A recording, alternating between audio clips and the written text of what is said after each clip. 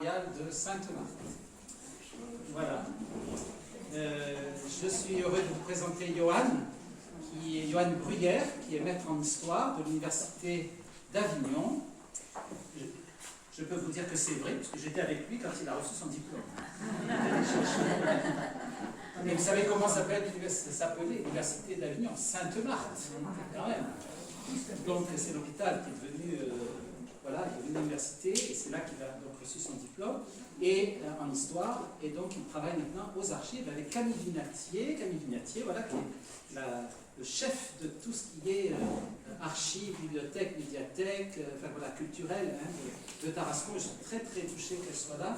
C'est grâce à elle que nous avons pu avoir aussi, et bien sûr, Monsieur le maire qui a donné son autorisation, toutes les autorisations possibles, que nous avons donc pu recevoir les fameux documents qui pour la première fois, je crois, sont sortis des archives. Donc c'est un signe de grande amitié, de grande confiance et de collaboration très étroite entre la municipalité et la paroisse. Je vous en remercie et remercie aussi Madame Madeleine. Oui, Madame Madeleine. Elle est là. Voilà. On vous remercie aussi d'être là pour voilà, représenter la municipalité. Et puis, voilà. Johan donc, a travaillé, enfin, il cherchait un thème pour son mémoire de maîtrise.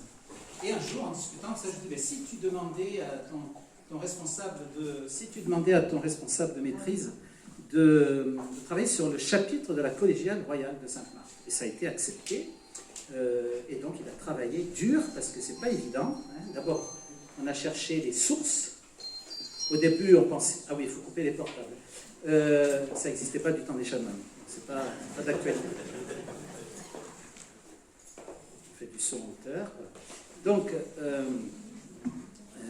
il a fallu trouver les sources. Au début, on disait, il n'y a pas grand-chose. En fait, il y a énormément de choses. Donc, c'est même un travail de romain, si je puis dire. Voilà. Donc, pour faire une synthèse, c'était compliqué. Mais enfin, il a travaillé pendant un an là-dessus. Ça a donné un très, très beau volume. On espère pouvoir l'éditer un jour en le complétant par des recherches que nous faisons ensemble dans les archives. Et à partir de là, j'ai eu l'idée, j'ai dit, tiens, comme on m'a appelé au Comité national de Paris pour fêter les 600 ans de la naissance du roi Louis XI, fondateur de ce fameux chapitre des chanoines, mais aussi donateur du buste et du bras de Sainte-Marthe, celui qui a rattaché la Provence à la France, et celui qui a eu le premier idée de la nation française avec des frontières naturelles. Et donc je me suis dit, ce personnage que je connaissais en histoire, que j'avais beaucoup apprécié en histoire, Louis XI, grand ami de Sainte-Marthe, c'était sa patronne spirituelle, eh bien j'ai dit, on va mettre en valeur cela. Et donc j'ai accepté, j'ai dit au comité national, j'ai dit, écoutez, nous on va dire une messe pour lui. Eh bien, il y a 600 messes de dites en France, ben, on en dira une, et puis on va mettre en valeur le chapitre. Et Johan a été tout de suite d'accord, et nous avons monté cette journée un peu particulière autour de ces hommes peu connus maintenant dans Tarascon. Ça fait 200 ans, un peu plus, même 230 ans qu'ils ont disparu, donc on n'en parle plus beaucoup, hein. Mais ils ont joué un rôle extrêmement important, vous le verrez, pour notre ville. Voilà. Donc, je voudrais aussi dédier cette séance au dernier chanoine qui vient de mourir il y a quelques jours, le dernier chanoine du diocèse d'Aix. Il n'y a plus malheureusement de chanoine à Aix, un vieux chapitre qui a plus de 1000 ans et qu'il faudrait recréer maintenant. Mais bon, voilà. Voilà, donc c'est le chanoine André Kenroth. Voilà, il avait 96 ans et avec lui se clôt une histoire de plus de 1000 ans. Voilà. Donc je voudrais lui dédier cette séance parce que je l'aimais beaucoup. C'est un homme cultivé, fin, qui a été mon prédécesseur en Suède et un homme merveilleux de piété, de gentillesse, d'éducation et de culture. Voilà. Alors on va commencer cette séance.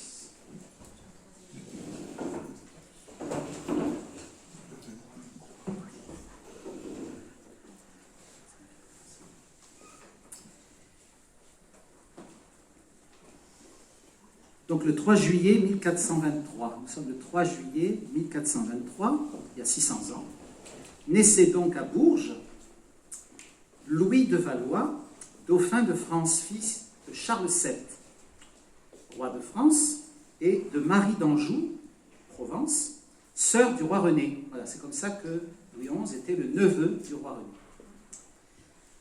Le 3 août 1483, il y a 540 ans, mourait à Plessis-les-Tours, à côté de Tours, un des plus grands rois qu'ait connu la France, et avec lui, comme je vous l'ai dit, la Provence et Tarascon deviennent françaises. Alors nous devions, en cet anniversaire, d'évoquer ce grand homme d'État, cet homme à la grande foi, qui a une aura particulière pour les historiens.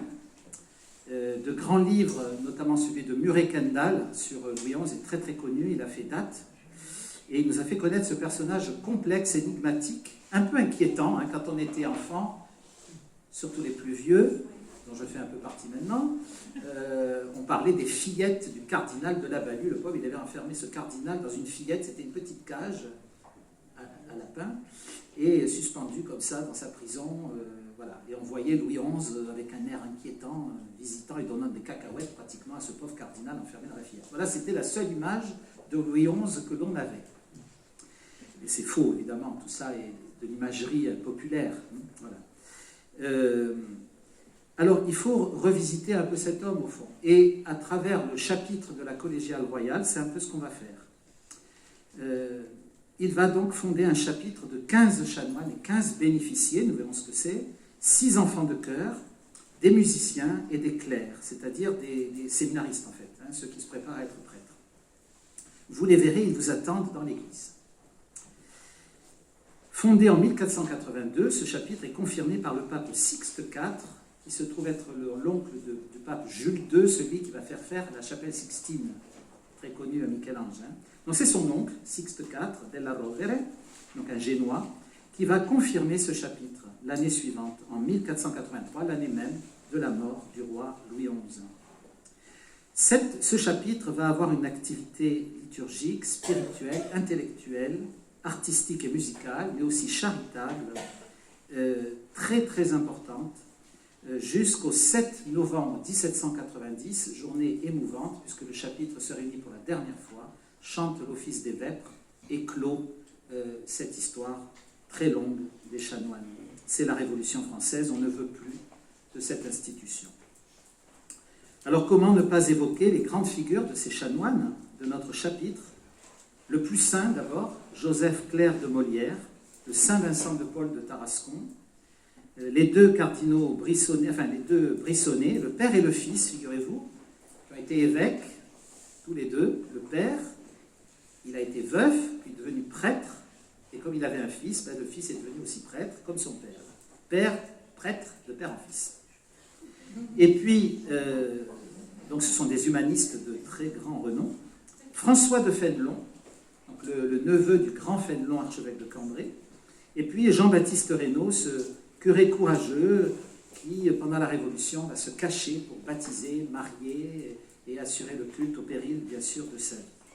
Des musiciens aussi qui ont fait partie de ce chapitre, donc Jean Gilles, le grand musicien de l'époque de Louis XIV, qui va donner le fameux Requiem et la messe de Jean Gilles, que tout le monde connaît ici, et puis Charles Gozard, moins connu, mais qui était le musicien personnel de Louis XV, et qui a été élevé au chapitre donc de Tarascon, nous verrons sa maison. Il est né juste derrière l'église de Sainte-Marthe. Aujourd'hui, les chanoines continuent leur mission dans la plupart des cathédrales. Par exemple, à Toulon, il y a des chanoines, à Nice, Monaco, etc., Nîmes, dans les cathédrales. Ils continuent cette œuvre très ancienne. Ils rappellent la place essentielle que l'Église catholique accorde à la prière, car ils prient 7 fois par jour pour l'Église et pour le monde. L'office divin, la liturgie, pour la gloire de Dieu et le salut des âmes. Mais il y a aussi des congrégations religieuses de chanoines qui se sont spécialisées dans le service de la prière, mais aussi du service pastoral. Alors, par exemple, Frigolet, il y a des chanoines, toujours. Hein, ils sont pour l'instant 3 chanoines et un novice qui se préparent à être chanoines.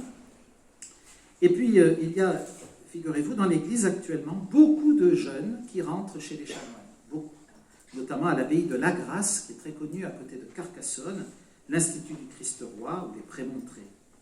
Et puis, il y a aussi un pendant féminin, qui est très très glorieux aussi, qui a donné beaucoup de sainteté, qu'on appelle les chanoinesses. Voilà.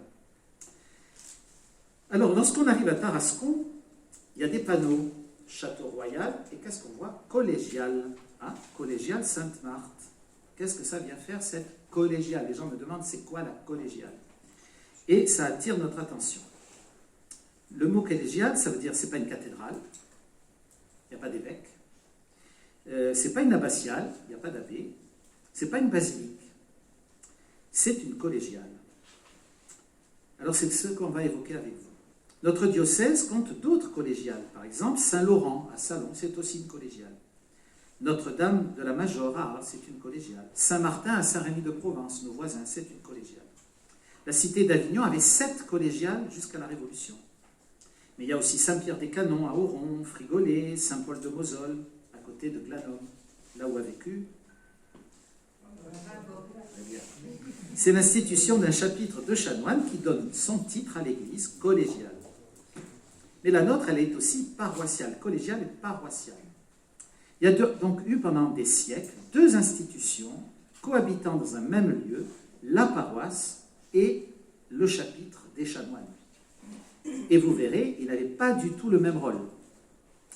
Donc, chaque collégiale avait ses règles, sa liturgie, ses rites.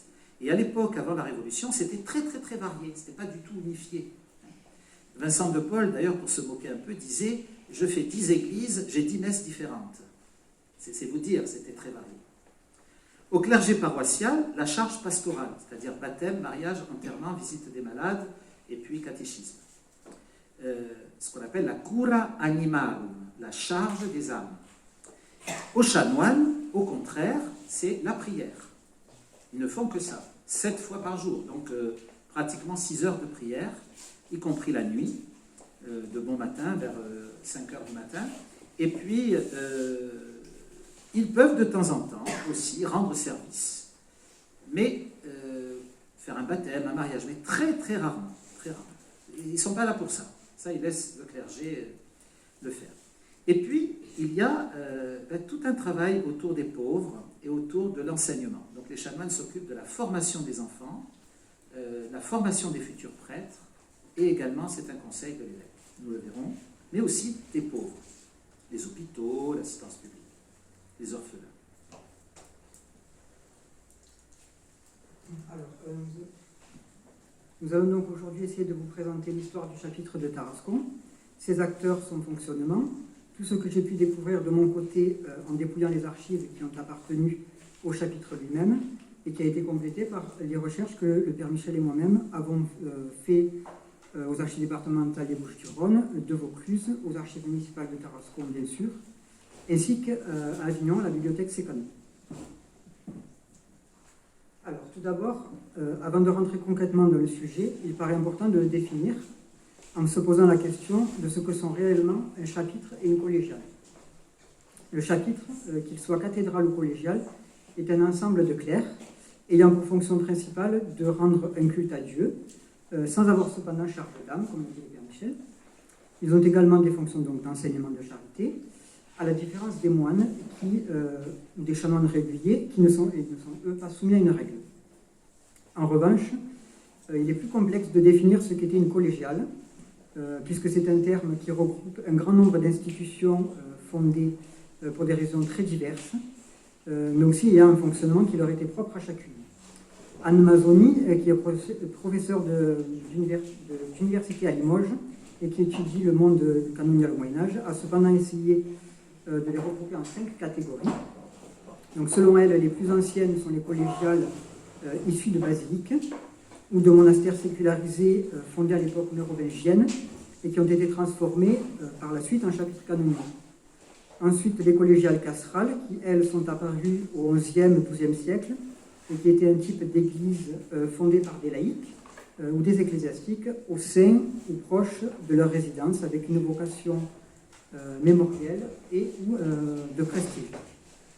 Au XIIIe siècle sont apparues les collégiales fondées par les évêques eux-mêmes dans un but de réorganisation du clergé. Vers la fin du Moyen-Âge, de grands seigneurs ont fondé aussi des collégiales dans un but d'affirmation de leur pouvoir, voire de leur lignage, avec une vocation parfois aussi mémorielle. Et enfin, toujours à la fin du Moyen-Âge, certaines ont été fondées par des bienfaiteurs, des particuliers ou des confréries, avec un but plus charitable et souvent destiné à l'enseignement des étudiants pauvres ou à l'entretien ou pour l'entretien d'un hôpital, par exemple. De plus, la diversité des collégiales ne se limitait pas à leur fondation, mais aussi à la composition de leur clergé, où chaque collège de chanoines avait une structure différente. On peut prendre l'exemple d'Avignon, ici, avec, par exemple, la collégiale Saint-Pierre, où on voit qu'elle se composait de 26 membres, comprenant 2 chanoines dignitaires, 14 chanoines simples et 9 bénéficiés. Alors qu'à côté, la collégiale Saint-Didier avait 3 chanoines dignitaires, 10 chanoines simples et aucun bénéficié. En tenant compte de cela, la définition la plus simple qu'on puisse donner d'une collégiale, comme l'explique Anne Mazzoni, c'est de la définir comme tout établissement autonome qui abritait et était desservi par un groupe d'au minimum 2 clercs qui chantaient ensemble et chaque jour l'office divin, car cette fonction, en fait, était la seule caractéristique qu'ils avaient en commun. De manière générale, les collégiales restent des institutions mal connues par le public aujourd'hui. Alors déjà parce que le terme en lui-même est assez flou, mais aussi principalement parce que les chapitres collégiaux ont totalement disparu de France depuis 1790, et il est donc difficile aujourd'hui de se rendre compte de la réalité de cette institution, qui était pourtant extrêmement présente dans le royaume, puisqu'à la veille de la Révolution, la France comptait 136 chapitres cathédraux et 526 chapitres collégiaux qui étaient desservis par un ensemble de 15 à 18 000 prêtres qui représentaient ensemble 20 à 25% du clergé séculier. Du côté des chercheurs, elles sont également peu connues en ce qui concerne l'époque moderne qui nous intéresse, parce que selon Nicolas Guyard, qui est maître de conférence à l'Université de Montpellier, elles étaient peu présentes au Concile de Trente et elles ont donc été considérées comme des résidus d'institutions médiévales auxquelles on n'a pas porté grand intérêt. Et à cela, il faut ajouter que ce sont des institutions qui ont disparu, donc on s'y intéresse également moins. Elles ont été bien plus étudiées pour la période médiévale, et leur étude pour la période moderne a commencé à se développer à partir des années 80. Du côté des chapitres provençaux, on peut se référer surtout au chapitre cathédral d'Aix, qui a été étudié par Claire Dolan pour le XVIe siècle et par Pierre Morel de la Pomarède pour les XVIIe et XVIIIe siècles. Puisque les autres collégiales, comme celle de Saint-Trophime d'Arles, ont surtout été étudiées d'un point de vue plutôt architectural. L'étude du chapitre de Tarascon a essentiellement intéressé les érudits locaux au XIXe siècle. Augustin Canron, qui était un avocat avignonnais, s'y est intéressé, lui, à travers les liens que le chapitre a entretenus avec l'abbaye de Frigolet, puisqu'il a surtout étudié l'abbaye. Il a étudié d'une part l'histoire du chapitre, et plus particulièrement celle de ses doyens, qui étaient aussi prieurs de Frigolet. Et c'est surtout l'abbé Véran qui a étudié un peu plus le chapitre en y consacrant deux chapitres de son ouvrage sur Sainte-Marthe, en présentant l'histoire de l'église de Tarascon depuis ses origines jusqu'au XVIIIe siècle, sans pour autant nous donner beaucoup d'informations sur le fonctionnement même du chapitre. À ces deux exceptions, tous les autres auteurs qui en ont parlé l'ont généralement résumé à la simple mention de sa composition qui figure dans les lettres patentes de sa fondation, c'est-à-dire 15 chanoines, prébandés, 15 vicaires, 6 enfants de chœur, un maître de musique et 2 clercs, ainsi que 2 bâtonniers. Pour notre cas, le manque de travaux de recherche à son sujet peut aussi s'expliquer de la même manière que pour les autres collégiales, mais il faut ajouter à cela le manque de sources, de sources directes, puisque les archives du chapitre ont été brûlées par les révolutionnaires dans les derniers mois de 1792. Tarascon a donc possédé durant 3 siècles un chapitre collégial qui n'y a pas été fondé par hasard, puisque la ville avait depuis longtemps une importance certaine sur le plan politique, mais également une histoire religieuse riche que le Père Michel va maintenant pouvoir vous présenter. Alors la paroisse de Sainte-Marthe est bien antérieure, bien sûr, à la création du chapitre, puisqu'elle remonte à l'origine du christianisme. Il y a une communauté chrétienne, au moins déjà vers le IIIe siècle, et surtout après 313, lorsque les chrétiens ont pu organiser les premières communautés de façon stable, grâce à l'édit de Constantin, le soi-disant édit de Constantin, voici Constantin, qui donne la liberté aux chrétiens de se réunir Réunir, ça a donné le mot assemblée, assemblée, ecclésia, en grec, qui a donné le mot église, l'assemblée. Et l'assemblée chrétienne, désormais, appelle le bâtiment où elle se réunit ecclésia aussi. D'où église avec un petit e pour le bâtiment, église avec un grand e pour nous, la communauté chrétienne. Et à ce moment-là, de façon stable, les communautés s'organisent, les persécutions ayant cessé.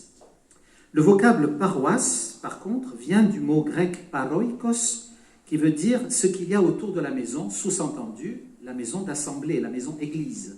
Toutes les activités qui sont autour de la maison, vous sentez qu'il y a un côté famille, familial. C'est ce que nous voulons donner à cette maison de Béthanie et à l'église. Nous voulons créer une famille paroissiale. C'est le sens propre du mot paroikos, paroisse, c'est-à-dire famille, au fond. À partir de Charlemagne et au cours du Moyen-Âge, on prend l'habitude de nommer paroisse un ensemble géographique déterminé avec à sa tête un curé. C'est aussi donc l'origine des futures communes de la France.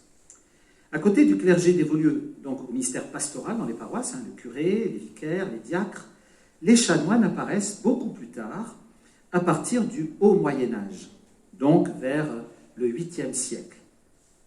Le premier à en avoir eu l'idée, quand même, mais lointaine, c'était en 410, vers 410, Saint Augustin, vous connaissez tous Saint Augustin, évêque de Bonn, Annaba aujourd'hui, Hippone à son époque, en Algérie. C'est lui qui, pour la première fois, propose à ses prêtres de se réunir en famille, autour de lui, l'évêque, et de vivre une vie toute simple de famille. On mange ensemble, on prie ensemble, on discute des projets pastoraux, on met des stratégies d'évangélisation en commun. Mais on partage tout, y compris les habits, y compris les cellules. On se distribue les cellules, les chambres autour de l'église mère qu'on appelle la cathédrale, autour de l'évêque.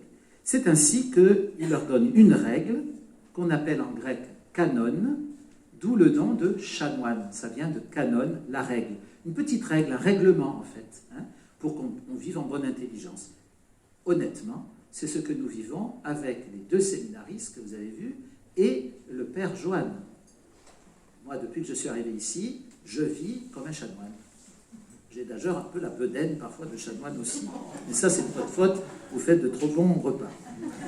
Donc, de canon va dériver en provençal canunge, canonicus en latin, canunge, et ensuite en français chanoine. Cette règle des chanoines, ce règlement, va servir de base à toutes les formes de vie commune dans l'Église. Donc il va y avoir dans les ordres religieux, on va s'appuyer aussi sur cette règle, mais aussi pour la vie en commun des prêtres qui vivent dans le monde, des prêtres séculiers.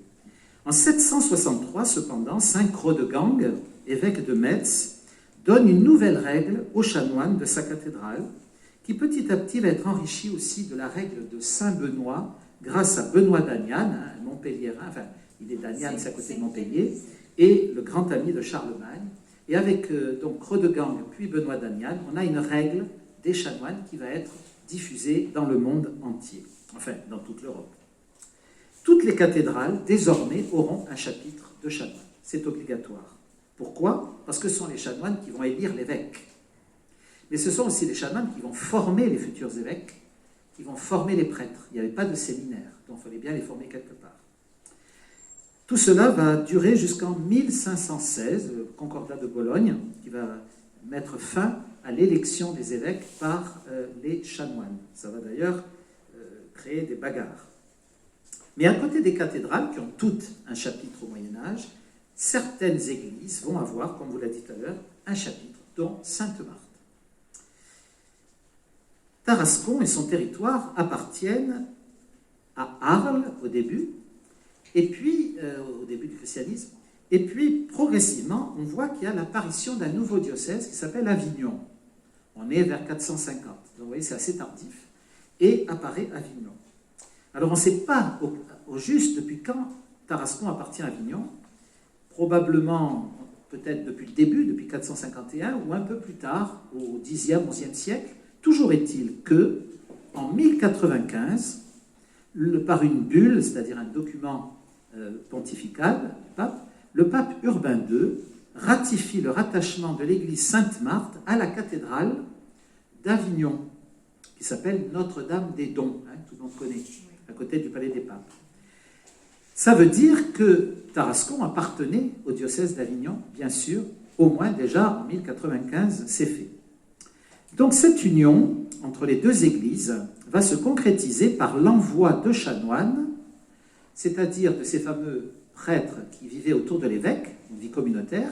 Donc l'évêque Harbert, évêque d'Avignon, va envoyer quelques chanoines s'installer à Tarascon et vivre une vie de famille autour de l'église de Sainte-Marthe. Et il leur demande de vivre dans les maisons qui sont autour d'un genre de cloître. C'est mon jardin actuel. Et l'église sera alors consacrée un peu plus tard, un siècle plus tard, le 1er juin 1197. Là, on a une grande église qui, du coup, commence à s'appeler collégiale, puisqu'il y a là déjà un chapitre, pas tout à fait indépendant, puisque ce sont des chanoines qui dépendent d'Avignon, mais il y a déjà des chanoines qui prient régulièrement dans l'église, 7 fois par jour. On peut dire qu'il y a l'embryon, on appelle ça un embryon de chapitre. Et d'ailleurs, ces chanoines, on les connaît.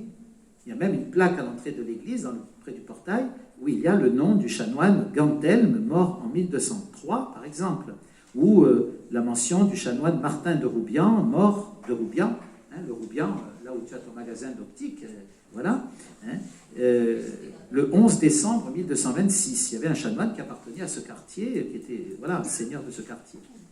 Bref, on se rend compte, quand on regarde les noms de ces chanoines, qu'ils appartiennent tous aux grandes familles nobles de Tarascon. C'est essentiellement des nobles de Tarascon.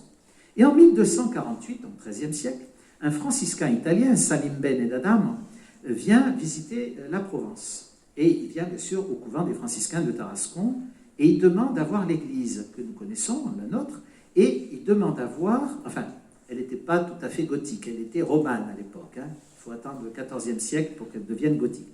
Mais il va dans notre église et il demande à voir les reliques de Marthe.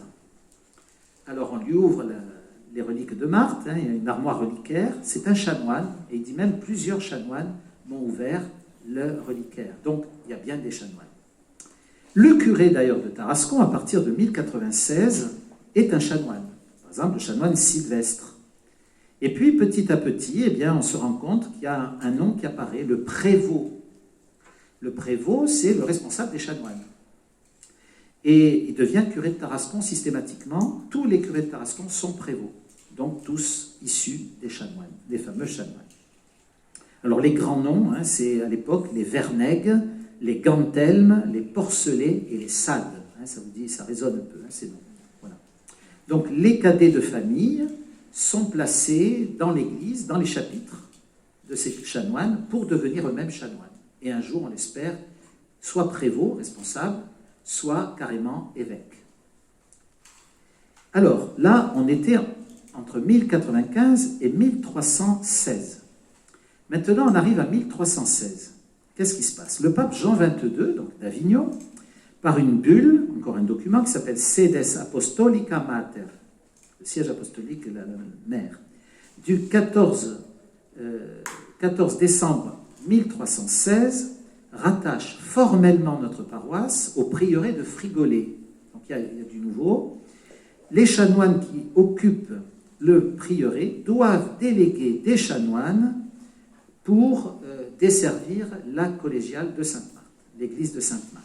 Donc il y a un lien indissoluble entre les chanoines de Frigolet et l'église de Sainte-Marthe. Le curé primitif, c'est-à-dire celui qui, au départ, dirigeait la paroisse, on appelle ça le curé primitif, va progressivement s'affranchir de la pastorale. Il ne veut plus faire de baptême, il ne veut plus faire de mariage, il ne veut plus faire d'enterrement, parce que l'administration de la paroisse lui prend beaucoup de temps, et puis l'administration des pauvres, s'occuper des pauvres, et s'occuper de l'enseignement, ça lui prend beaucoup de temps aussi. Et puis, voilà, tous ces offices, les 7 offices par jour. Donc, trop d'offices, trop de travail administratif. Qu'est-ce qu'il fait? Il délègue sa puissance de curé à un curé qu'on appelle délégué. À partir de 1316, on a ça. Jusqu'en 1790, le curé de Tarascon sera toujours le doyen, le responsable du chapitre, officiellement.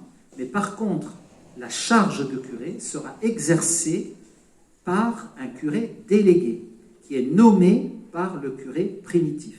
Vous comprenez le système? C'est comme si moi, je nommais le père, moi je suis curé primitif, et vous voyez un peu primitif. Alors, je nomme le père Johan curé délégué, parce que je ne fais plus de baptême, de mariage, d'enterrement. Mon Dieu, le rêve. Non, je plaisante. Mais, vous voyez, je délègue mon travail de curé à un autre curé délégué qui prendra les ordres, toujours quand même, de la part du curé primitif. Et qui sera payé, parce qu'il faut bien manger, par le curé primitif. Donc il faut que le curé primitif, il ait quand même pas mal d'argent, parce qu'il doit vivre à deux. Pour lui, mais aussi pour le curé délégué, vous voyez. Donc il va y avoir toute une organisation financière pour payer et le doyen, le curé primitif, et le curé délégué. Vous voyez, à l'époque, au Moyen-Âge, tout était bien organisé. Hein, voilà. Aujourd'hui, c'est plus le cas. Le curé fait tout, si je puis dire, mais il a aussi beaucoup de laïcs qui l'aident énormément. Sinon, il ne pourrait pas tout faire. Hein, voilà. Donc, en 1316, ça y est, c'est réglé, et on a, figurez-vous, un nouveau nom qui apparaît, l'archidiacre. L'archidiacre, en fait, c'est quelqu'un qui émane de l'évêque d'Avignon et qui va gouverner Frigolé, Tarascon et Laurade. Est-ce que vous savez où est Laurade? C'est à l'entrée de Saint-Étienne-du-Grèce. Là, il y a une église, Saint-Thomas, qui est maintenant malheureusement sécularisée, c'est une salle à manger, mais encore l'église, elle existe. Hein. Il y avait une paroisse jusqu'en 1802, la paroisse de Laurade. Donc ces trois paroisses, ces trois entités, Frigolé, Laurade et Tarascon, Sainte-Marthe, sont gouvernées par un archidiacre qui n'est autre que le curé primitif. Voilà, tout simplement. Il a un nom, si vous voulez, archidiacre, ça veut dire archi-serviteur, en grec, archidiakonos, celui qui sert tout le monde. Voilà. Donc ça me plaît bien, moi. Voilà. Donc il était archidiacre.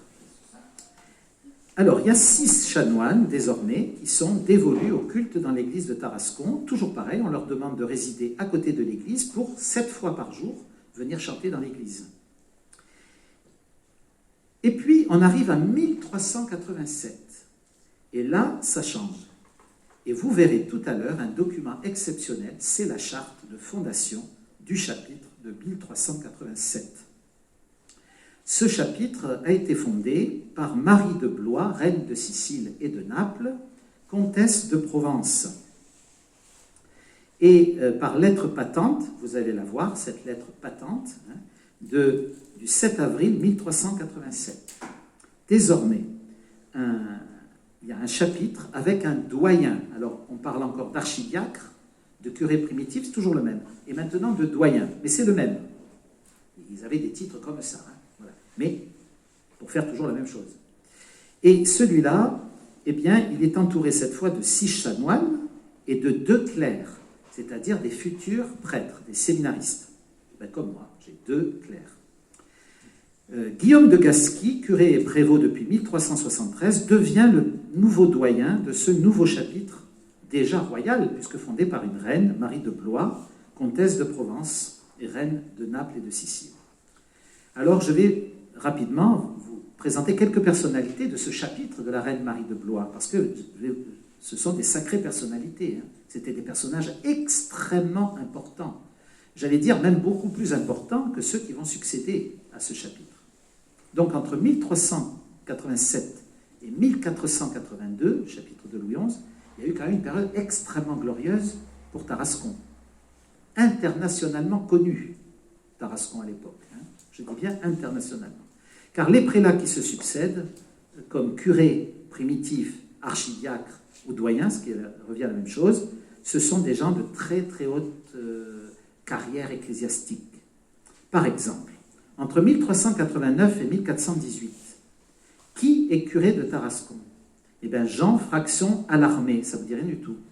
Mais il est très connu sous le nom de cardinal de Brogne, et quand je suis allé au Palais Royal de Turin, quelle ne fut pas ma surprise de voir ce portrait, enfin un portrait très semblable à celui-ci, qui représente le cardinal curé de Tarascon. Je me suis exprimé d'ailleurs avec ma maman tout fort en disant « Ah, mais c'est le curé de Tarascon, ça !» dans la galerie des glaces du château royal, du palais royal de Turin.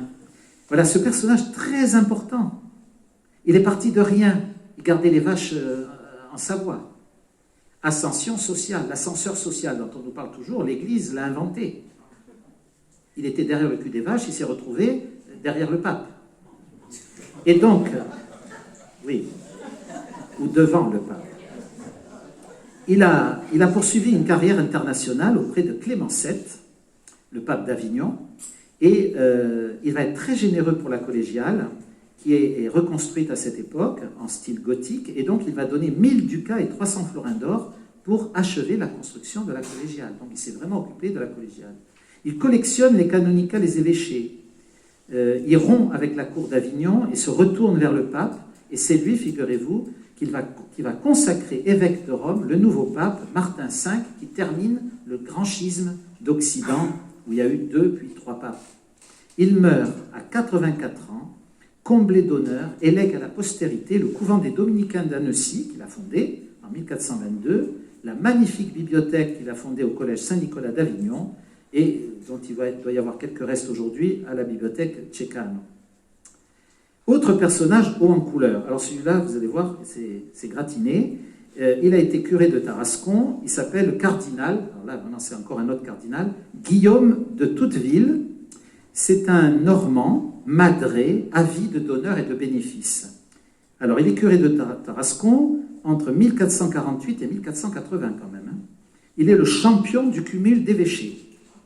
Digne, Couseran, Mirepoix, Nîmes, Lodève, Saint-Jean-de-Maurienne, Porto Santa Rufina, près de Rome, abbé du Mont-Saint-Michel et de Saint-Ouen de Rouen, quand même. Il est partout. Et enfin, il est consacré dans sa ville natale, archevêque de Rouen, où il fait construire un somptueux archevêché, en style gothique flamboyant, c'est une merveille, qui existe toujours, vous pouvez le voir. Et puis, on le trouve auprès des papes. Alors, il va réformer les écoles, il va réconcilier le Saint-Siège et l'Angleterre, il va faire le procès de réhabilitation de Jeanne d'Arc, il va réussir. Il va faire canoniser Saint Bernardin de Sienne, le réformateur des franciscains. Et il consacre le pape Sixte IV, pas Borgia, je me suis trompé, Sixte IV della Rovere, en 1471. Son activité est débordante en matière de mécénat. On lui doit, tenez-vous bien, la place Navone à Rome. Piazza Navona, c'est lui. L'église Saint-Augustin, qui est juste à côté, le palais Saint-Apollinaire, la cathédrale d'Ostie, le palais épiscopal de Velletri, les fortifications de Frascati, autour de Rome. Et son chef-d'œuvre, c'est l'abbatiale de Saint-Ouen à Rouen et le chœur du Mont-Saint-Michel. Tout de même. Vous saviez, vous, que le Mont-Saint-Michel avait été fait par le curé de Tarascon? Eh bien, moi non plus. Entre-temps, il donne 5 enfants à sa maîtresse. Il avait des moments de loisirs. Il avait une maîtresse, et oui, ça arrive, ça. Elle s'appelait Girolama Tolli, elle était jolie. Et il fait baptiser ses enfants, fort dévotement, à leur naissance sous son nom. Ah, qu'est-ce que vous voulez, on est quand même cardinal. Et il meurt le 23 janvier 1483 à Rome, à plus de 80 ans, l'évêque le plus riche de France. Petite note humoristique et personnelle. Ce cardinal était aussi un ennemi personnel de ma famille, quand nous étions à Rome, et des familles romaines en général. Il ravagea à plusieurs reprises nos propriétés pour assouvir sa soif de pouvoir. Il a même brûlé un château de la famille. Mais nous lui avons tout pardonné. C'est l'évangile d'aujourd'hui. Il aura souvent croisé le bon roi René à Tarascon ou Aix, puisque c'est l'époque du roi René, et c'est lui qui devait accueillir le reliquaire donné par Louis XI, mais il était malade. Donc, il n'a pas pu accueillir ce reliquaire. Il s'est fait remplacer donc en 1478. Mais c'est lui aussi qui a accueilli les pauvres franciscains de Saint-Bernardin à l'Ermitage qui se trouve, vous savez, sur la route d'Avignon, au château de la Motte. Étrange contraste entre ces deux versions de la piété du XVe siècle. La richesse du reliquaire du roi, le reliquaire de Sainte-Marthe, 35 kilos d'or, de pierres précieuses et autres, et puis les petits franciscains pieds nus qui vont vivre dans ce petit ermitage qui a été maintenant un peu abandonné, même complètement. En 1482, j'arrive au bout de mon petit laïus, signe des temps, un nouveau chapitre est créé donc par le roi Louis XI, dont va vous parler abondamment Johann, mais ce chapitre ne suit plus du tout les règles anciennes. Il s'agit d'un chapitre purement séculier, vraiment engagé dans le siècle, et aussi les chanoines qui le composent ne sont pas du tout des religieux, mais ce sont des prêtres. Et le roi a rattaché son chapitre au prestigieux collège des chanoines de la Sainte-Chapelle. Je pense que tout le monde connaît la Sainte-Chapelle à Paris, ce chef-d'œuvre d'art gothique, où il y avait un chapitre très très glorieux. Et c'est très beau de voir qu'il y avait cette union spirituelle entre Tarascon et la Sainte-Chapelle. Et ici commence l'histoire du prestigieux chapitre de Tarascon de Louis XI. Et donc je laisse la parole à Emma. Donc maintenant que l'on sait ce qu'étaient les collégiales et que nous avons rapidement pu voir l'importance religieuse de Tarascon, on peut se poser 3 questions. Donc pourquoi fonder une collégiale à Tarascon? Comment se situait-elle par rapport aux autres fondations de ce genre? Et finalement, comment fonctionnait le chapitre de Sainte-Marthe? Alors tout d'abord, pourquoi est-ce qu'elle a été fondée? Comme l'a dit le Père Michel, la fondation de la collégiale en 1482 est due à Louis XI, qui a une dévotion particulière à Sainte-Marthe. On a régulièrement vu venir visiter son tombeau à partir de 1447, alors qu'il était encore dauphin, et faire de riches présents à son église. Le reliquaire est son présent le plus connu. En 1457, il avait participé au financement d'un buste reliquaire d'argent qui avait été offert par le roi René pour abriter le chef de la Sainte. Après être montré sur le trône de France, il l'a fait entièrement remplacer par un buste d'environ 25 kg d'or à 23 carats, estimé le plus riche du royaume de France. Mais durant tout son règne, l'Église s'est vue gratifier de nombreux autres présents, dont je vous ai mis la liste ici. Et il faut citer parmi eux une patène et un calice d'argent doré ciselé de fleurs de lys d'or, au pied frappé des armes de France comme un symbole de la dévotion particulière qu'il lui vouait. Rostand Berthet, chanoine chantre du chapitre en 1650, avant d'en devenir le doyen 30 ans plus tard, nous rapporte que ce don avait été fait par Louis XI suite à un songe qu'il aurait reçu de Sainte-Marthe, où elle l'aurait prévenu d'une tentative d'assassinat. Mais d'un point de vue plus spirituel que matériel, son action la plus importante a été l'institution d'un chapitre collégial royal. Officiellement, il s'agissait d'une grâce envers Dieu pour sa santé et celle de la reine et du dauphin, mais aussi pour la protection du royaume et de ses sujets, par l'intercession de la Vierge Marie et des saints, dont Sainte-Marthe. Mais officieusement, il y avait derrière cela des enjeux politiques, comme l'a écrit Colette Bonne. Les églises auxquelles Louis XI va en pèlerinage ou offre des dons ne sont pas choisies au hasard de la dévotion personnelle. Et le culte de Sainte-Marthe pour Louis XI revêt aussi l'aspect d'un culte d'intégration. Dans la typologie des collégiales que l'on a pu voir, Sainte-Marthe rentre dans le cadre des collégiales fondées par de grands seigneurs laïcs pour affirmer leur puissance ou leur lignage, sans pour autant être une collégiale castrale. Et Anne Mazzoni rappelle également que l'implantation des collégiales est un bon indicateur de zones géographiques soumises à des tensions ou à des modifications de frontières. Les collégiales recherchant moins l'indépendance que les monastères, le roi pouvait s'en servir pour exercer un pouvoir de contrôle sur une ville. Et à l'inverse, on a constaté qu'en Berry, l'arrêt de la fondation de collégiales nouvelles a coïncidé avec la pacification des régions. Dans notre cas, la fondation de Sainte-Marthe est intervenue tout juste 5 mois après la mort de Charles V d'Anjou, dernier comte de Provence. Louis XI, qui a donc hérité du comté, a eu la nécessité de faciliter l'intégration de ce pays au royaume de France. Il a donc utilisé cette fondation dans ce but en l'inscrivant dans la mythologie capétienne, en faisant référence dès les premières lignes de ses lettres patentes que vous avez ici sous les yeux, en faisant référence à Clovis, qu'il affirme avoir protégé l'église de Sainte-Marthe. Il fait référence ici à une légende tirée du cartulaire de l'église, mais qui n'est en fait qu'un extrait issu d'une vie de Sainte-Marthe, qui aurait été écrite par la pseudo-Marcelle, et qui a été datée entre le dernier quart du XIIe siècle et le premier quart du XIIIe siècle par Véronique Olivier, qui a travaillé sur cette vie. On y apprend que Clovis, souffrant d'une maladie rénale incurable, aurait été guéri miraculeusement après avoir touché le tombeau de Sainte-Marthe, et en remerciement, il aurait concédé à son église le revenu de 3000 autour d'elle, en plus de la franchise du lieu qui ne devait être soumis à aucune puissance laïque. Les chroniqueurs mérovingiens n'ont cependant jamais relaté cet événement, il n'y a donc rien qui puisse le confirmer, mais il a cependant été utile à Louis XI pour relier pour le relier en tant que successeur de Clovis à Sainte-Marthe et Tarascon, et donc plus largement à la Provence, ce qui lui conférait donc une sorte de légitimité pour régner sur le comté. Vous verrez ce document tout à l'heure. Si l'on ne peut nier la dévotion sincère du roi dans ses diverses actions, il est certain que dès avant son règne sur la France et sur la Provence, il a cherché à rivaliser avec son oncle dans les faveurs envers Sainte-Marthe. Ce que l'on constate particulièrement bien dans le cadre du buste reliquaire, qu'il a fait embellir et modifier jusqu'à, au final, faire disparaître totalement toute trace du mécénat du roi René. Dans un pays étranger, donc la Provence qui n'était pas encore française, où les saints de Béthanie étaient particulièrement honorés par tradition familiale par les ducs d'Anjou, Louis XI a réussi à imposer son patronage dès 1460, alors que le roi René s'en est lui désintéressé pour se consacrer à une dévotion plus magdaléenne de Marie-Madeleine.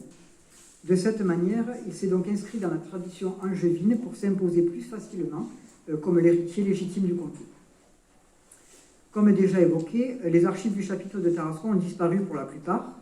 Il n'a pour ainsi dire jamais été étudié précisément. On ne connaît donc pas réellement son fonctionnement à l'origine.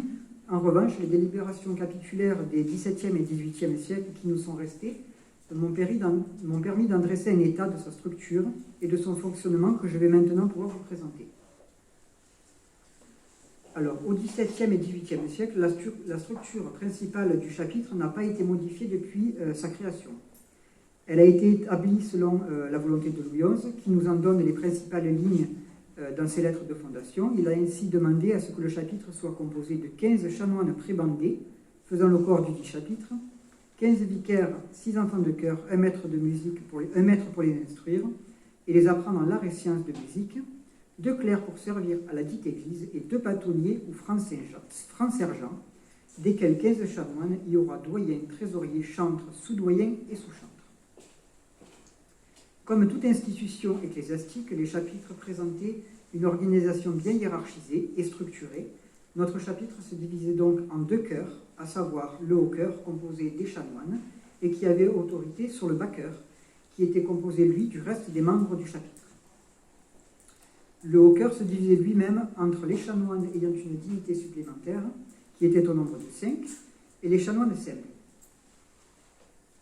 Parmi les dignités, le doyen était la première d'entre elles, mais s'il n'avait pas de fonction plus importante que les autres chanoines, son bénéfice était en revanche bien plus important en raison des multiples charges qui étaient liées à son titre, d'après la Fondation, puisque son titulaire était non seulement doyen du chapitre, mais il était aussi curé primitif de Sainte-Marthe, de Saint-Thomas de Lorade, de Frigolet et grand archidiacre d'Avignon, ce qui lui donnait aussi le droit de siéger à la 2e place du chapitre cathédral de Notre-Dame-des-Dons, juste après le prévôt d'Avignon.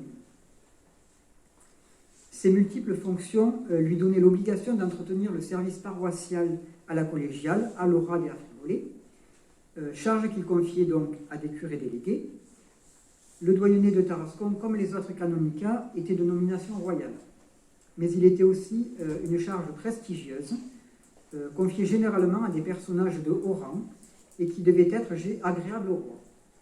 Parmi lesquels on peut citer notamment Antoine de Subger, chantre de la chambre d'Henri II, que celui-ci qualifiait comme son aimé et féal, ou encore Michel Cels Roger de Bussière-à-Butey, petit cousin de la marquise de Sévigné, aussi neveu par alliance de Sainte-Jeanne de Chantal, qui est devenu par la suite évêque de Luçon et membre de l'Académie française. Qui vous attend à la collégiale, vous le verrez. Pour ses fonctions, le doyen avait aussi pour son usage personnel plusieurs biens fonciers, parmi lesquels la maison du doyenné, située juste derrière l'église, sur l'actuelle place Renan. Ce bâtiment, construit au tout début du XVIIIe siècle, pour remplacer l'ancienne maison claustrale, avait une superficie d'environ 2300 mètres carrés et comportait une basse-cour, un jardin et une écurie. Après sa saisie à la Révolution, la maison du doyenné est devenue jusqu'en 1858 le siège du tribunal civil du 3e arrondissement judiciaire des Bouches-du-Rhône. Et c'est redevenu après presbytère parce que les cloches empêchaient de rendre la justice. Heureuse cloche qui nous a vu de récupérer le bien. Jusqu'à ce qu'il soit sécularisé. Jusqu'à ce qu'il soit sécularisé. Non, vendu par nous-mêmes, hélas. Pour sa prébende liée à Frigolet, le doyen avait la jouissance d'un grand domaine au pied de la montagnette. Ce domaine, qui correspond aujourd'hui à ce qu'on appelle le Grand Frigolet, était entouré au nord, à l'est et à l'ouest d'une muraille d'environ 3 mètres de hauteur et longue d'environ 1 km de 100, construite probablement par Gilles Boyer ou Antoine Suger dans la seconde partie du XVIe siècle. Ce sont les vestiges de cette muraille qui sont aujourd'hui visibles le long de la route d'Avignon. Vous voyez, vous avez voilà. Ce qu'on appelle le mur de la peste, mais qui n'a aucun rapport. Et vous voyez la conserverie? Oui. Voilà, tout ce qui est derrière, c'était le jardin du curé. Et le château, 200 hectares. Le château se trouve encore derrière la conserverie. Sur ce domaine, donc, un château avait été bâti par le doyen Denis Brissonnet, qui se trouve donc, comme on le disait, derrière l'usine Roli. Il possédait dans ses dépendances une orangerie, un jardin potager au nord du château et des jardins à la française. Au sud, entouré aussi de fossés alimentés en eau par une source ainsi qu'un vivier. On peut avoir un aperçu de la richesse de ce domaine dans un poème que vous avez sous les yeux et qui a été écrit en 1358 par Jean Visagier, en 1538, qui a chanté les louanges de la terre de Frigolet et de son bienfaiteur et mécène, donc le doyen Gilles Boyer. Qui, entre parenthèses, dont le père a construit Chenonceau. Vous voyez le niveau. Donc dans ce poème, il évoque tous les produits de ce domaine, donc les oliviers, les vignes, miel et autres fleurs, plantes qui deviennent plus abondantes en raison du retour du doyen sur ces terres. Le cumul des revenus provenant de des multiples possessions liées à ce bénéfice en faisait l'un des plus riches de France, puisque les auteurs l'ont estimé à environ 30 000 livres annuels, ce qui pourrait se rapprocher aujourd'hui d'environ 340 000 € annuels. De ces revenus directement liés à Tarascon, Laurade et Frigolet uniquement, il touchait en 1728 12 512 livres, soit aux alentours de 140 000 €, ce qui représentait déjà plus du double de ce que touchait le prévôt de la cathédrale d'Aix, qui lui ne touchait environ que 6 000 livres. Aujourd'hui, on gagne 980 €. Les revenus du doyen étaient si importants que Louis XIV était intervenu en personne dès 1669 pour qu'une partie en soit redistribuée au chapitre, parce que le doyen seul touchait plus que l'ensemble du chapitre réuni, qui comptait pourtant plus de 40 personnes. Pour tenter de rééquilibrer cela et d'éviter des conflits, le roi avait demandé à ce que 2000 livres des revenus du doyen soient redistribués entre les autres chanoines et bénéficiaires. Et bien que cela ait été difficilement accepté par Rostand Berthet, qui était le curé de l'époque, puisqu'il a contesté cette décision, il s'est vu intenter un procès par les autres chanoines pour le contraindre à verser cette somme que le chapitre a pu finalement bénéficier que des années plus tard, entre 1697 et 1728. Bien qu'à la tête du chapitre, le doyen n'avait pas de fonction différente de celle des autres chanoines, parmi eux, seules les divinités avaient quelques particularités liées à leur canonicat. Ainsi, le trésorier, qui était la deuxième dignité du chapitre, lui avait il avait une charge qui était en lien avec les finances, donc, puisqu'il était trésorier. Au Moyen-Âge, comme son titre le laisse entendre, cependant, au cours de la période moderne, ce n'était plus le cas, et sa fonction n'était devenue qu'honorifique, et je n'ai pu relever dans mes recherches qu'une seule mention liée à une question financière, lorsqu'en juin 1700, Joseph Clerc de Bruyères, qui était trésorier, s'était vu verser par 2 bénéficiaires la somme due au titre de leur droit de char. Il était cependant chargé de conserver l'une des 3 clés du coffre que vous avez sous les yeux, qui contenait les papiers et trésors du chapitre. Voilà, ce coffre se trouve au-dessus de la première sacristie. C'est le coffre du chapitre, donc du XVIIe siècle. Et dedans, on y met toute l'argenterie de la paroisse. Et on ne vous donnera pas la clé, vous allez les voir. Vous allez voir les 3 clés qui sont très belles, mais vous ferez attention de ne pas les emporter par inadvertance. De pas les piquer. Oui, ces 3 clés donc, qui seront là et qui ont appartenu au chanoine. Voilà. De leur côté, chantre et sous-chantre, respectivement 3e et 5e dignité du chapitre, ont eu la même fonction de maître du chœur. Les lettres de fondation de 1482 réservaient déjà ce rôle aux sous-chantres, mais les statuts capitulaires de 1563 mentionnent 2 cadiscoles qui devaient chanter les offices ensemble. J'ai cependant pu remarquer qu'au moins à partir de la fin du XVIIe siècle, seul le sous-chantre remplissait cette fonction de maître du chœur pour les offices ordinaires. Le chantre, lui, n'officiait en cette qualité que lors des solennités, comme la fête Dieu ou à Pâques. Sans doute parce que sa fonction est aussi devenue honorifique, et il n'en a donc conservé que quelques prérogatives. Malheureusement, pour le sous-doyen, je n'ai pu trouver aucune information à propos de son rôle exact. En revanche, à ce qui concerne le sacristain, j'ai pu découvrir que cette fonction était vraisemblablement floue pour les chanoines eux-mêmes, puisqu'ils ont confondu 2 fonctions qui étaient pourtant distinctes. Ils nous parlent à plusieurs reprises uniquement d'un canonicat qui est lié à la sacristie de Frigolet, mais en réalité, il y en avait 2. Il y avait un chanoine sacristain de Frigolet et un autre chanoine sacristain de Sainte-Marthe.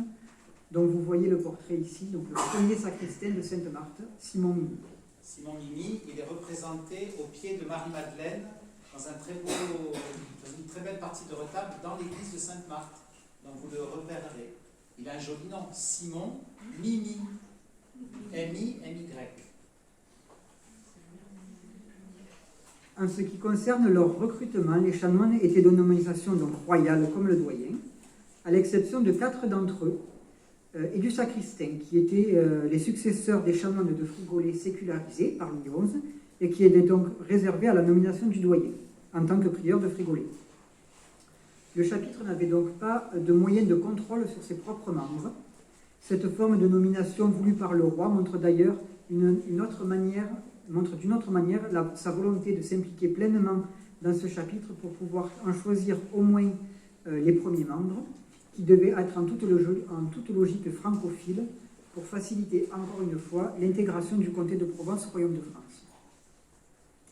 Ce mode de nomination explique aussi que le lieu d'origine des chanoines pouvait être variable, puisque le roi pouvait y présenter qui bon lui semblait, mais ceux de Tarascon étaient cependant majoritairement des locaux et venaient des diocèses alentours comme Aix ou Arles. De plus, à la différence d'autres chapitres comme celui d'Aix ou d'Arles encore, celui de Tarascon n'était pas réservé à la noblesse. Pour devenir chanoine, il fallait donc que le clerc fasse auprès de quelqu'un qui avait des relations proches de la cour, pour que celui-ci fasse parvenir sa demande auprès du roi, qui expédiait ensuite au chapitre des lettres de provision, pour que le chanoine puisse être reçu par le chapitre. Le pouvoir du roi n'était donc qu'un pouvoir de présentation, puisque la nomination effective du chanoine au chapitre revenait à l'archevêque d'Avignon, qui délivrait pour cela un document qu'on appelle le format dignum, c'est-à-dire une sorte de visa qui autorise son titulaire à être reçu chanoine comme apte à cette fonction. De là, il pouvait se présenter au chapitre afin que les autres chanoines puissent l'investir officiellement comme leur nouveau membre.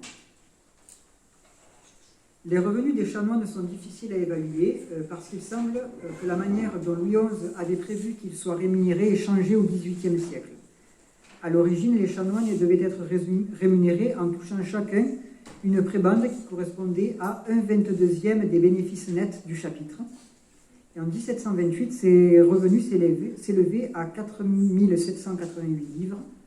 Donc un chanoine aurait théoriquement dû être rémunéré 218 livres, soit environ 2500 €. Mais cette rémunération ne comprend cependant pas les autres revenus issus de la distraction des 2000 livres de Louis XIV sur les revenus du doyenné, ni ceux de la pension de 2400 livres qui étaient dus par le roi au chapitre depuis Henri II. Il nous est également impossible d'évaluer les revenus que les chanoines touchaient des multiples chapellenies dont ils avaient la charge et qui étaient également très variables, ni ceux des distributions qui étaient faites aux chanoines par le chapitre et qui dépendaient de leur assiduité aux offices et de leur accession ou non à la prêtrise, puisqu'un chanoine qui n'était pas prêtre touchait moitié moins qu'un chanoine qui était prêtre. Ainsi, le seul revenu de 218 livres que l'on peut calculer pour l'année de 1728 n'est absolument pas représentatif des revenus que percevait un chanoine réellement. Nous savons seulement qu'en 1733, le chapitre qui était en difficulté financière avait d'ailleurs fait appel au consul de la ville afin d'obtenir de l'aide. Du côté du backer, celui-ci se composait donc du reste des membres du chapitre, c'est-à-dire de tous ceux qui participaient à son fonctionnement, tant spirituel qu'administratif, qui étaient ensemble bien plus nombreux que les chanoines. En premier, on y retrouve les bénéficiaires, au nombre de 15, qui avaient pour charge d'assister les chanoines dans la célébration des offices ou de les célébrer eux-mêmes, selon les cas.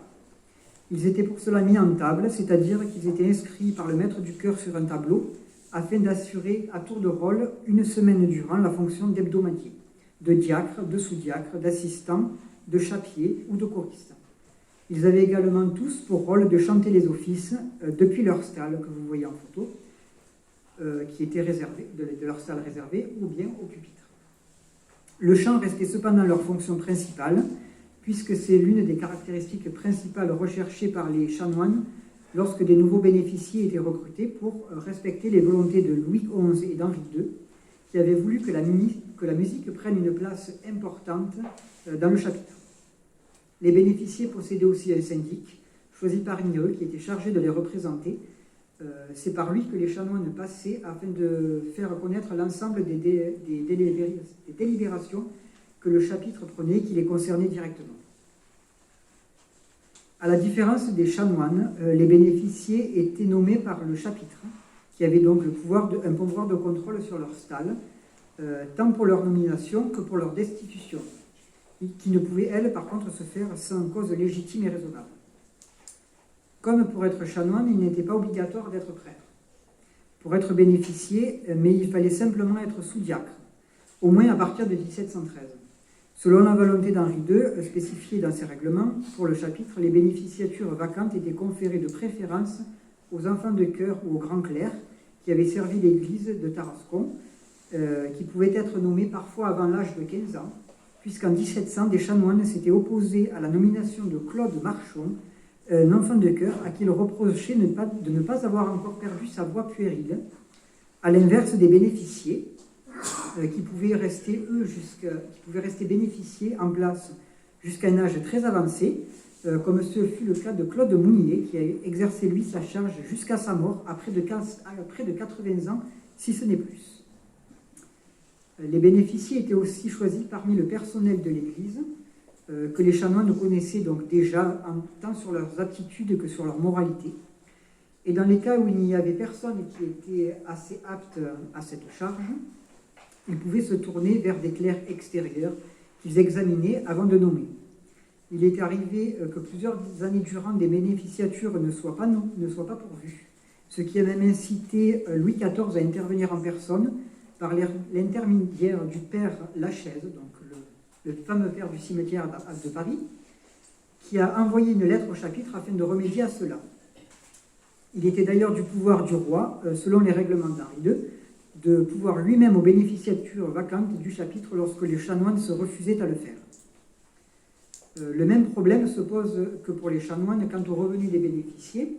Rien ne nous permet d'évaluer leurs revenus. Et d'après la volonté de Louis XI, qui devaient eux se partager l'équivalent de 5 prébendes entre eux 15, ainsi, sans compter les autres sources de revenus, on peut seulement estimer qu'en 1728, un bénéficiaire touchait 73 livres au minimum, soit aux alentours de 800 €. Le reste du backer se composait enfin d'un grand nombre d'autres fonctions diverses que nous allons voir rapidement sans entrer dans les détails. Tout d'abord, on y trouvait plusieurs prêtres parmi lesquels ceux qui étaient appelés vicaires perpétuels, curés délégués ou parfois curés congruistes, puisqu'ils touchaient une portion congrue, donc c'est leur revenu, qui avaient la charge d'officier pour le peuple à l'église. Sainte-Marthe était une église paroissiale, comme a dit le père Michel. Il y avait donc une distinction entre le culte entretenu par les chanoines et le service paroissial pour le peuple, puisque les canonicats étaient des sinécures, c'est-à-dire sans charge d'âme.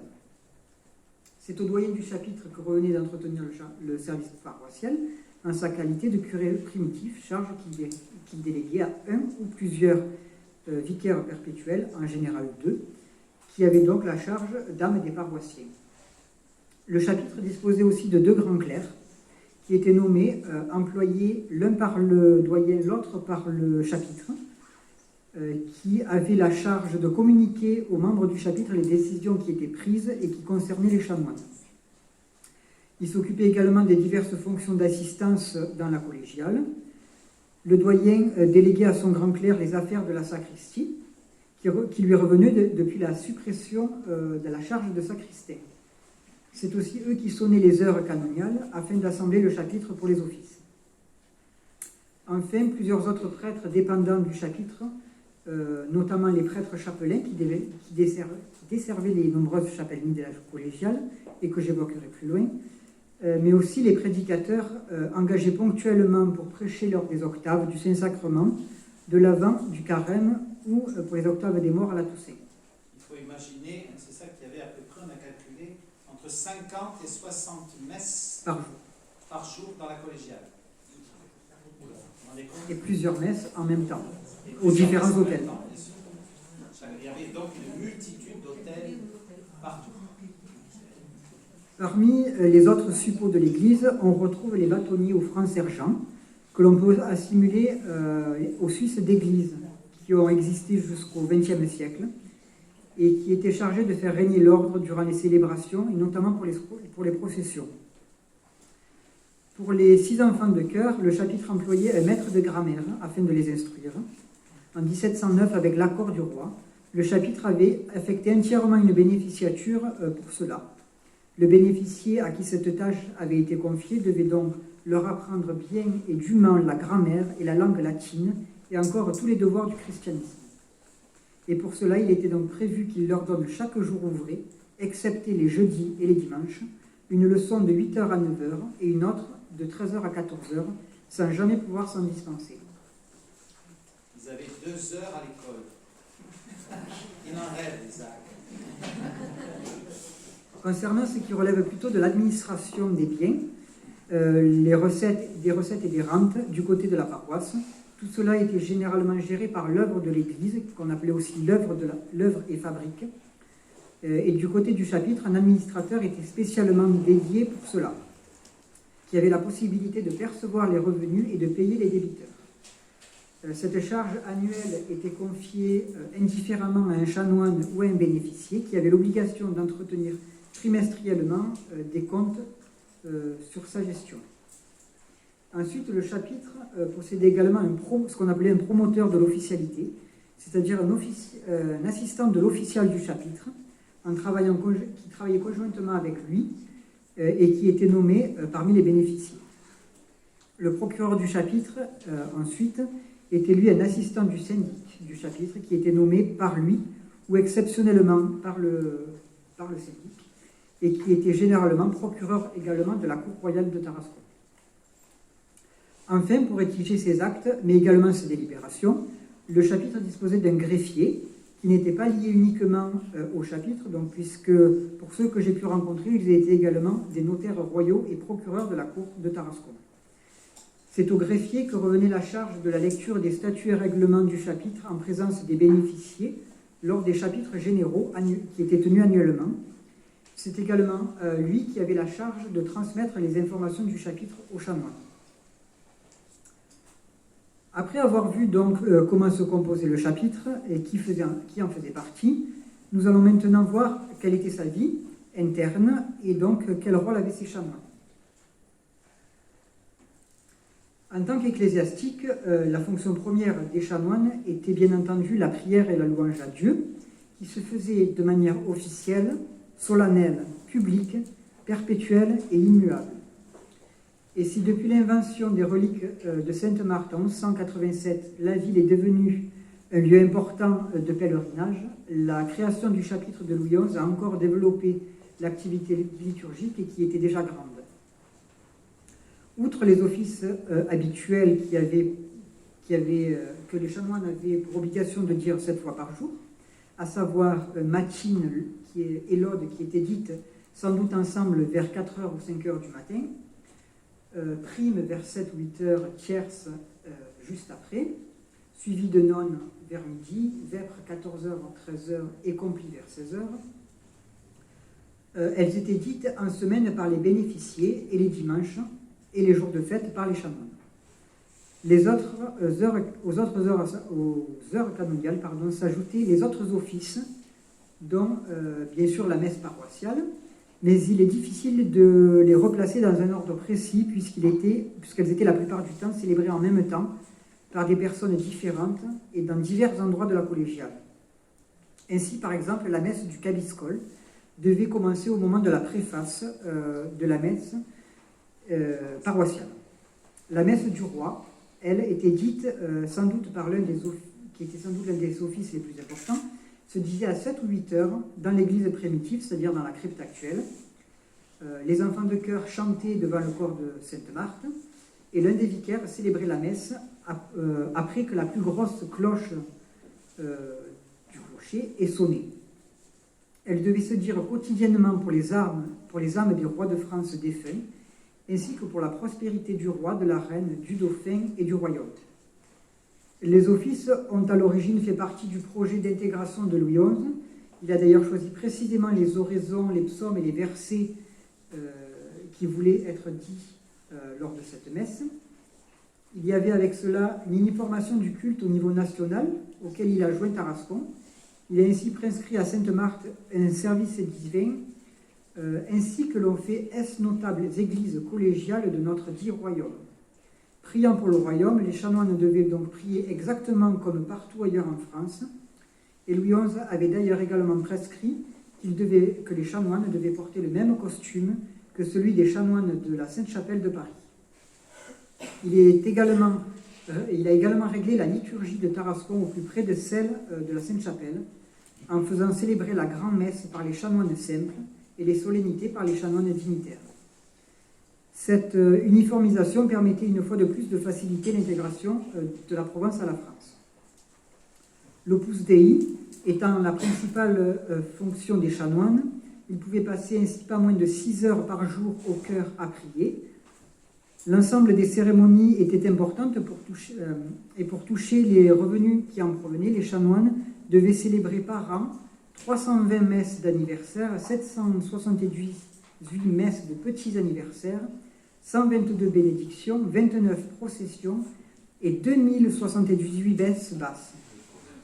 Bien trop nombreuses pour pouvoir les célébrer dignement, le chapitre avait d'ailleurs réussi à en obtenir la réduction en 1787 auprès de l'archevêque.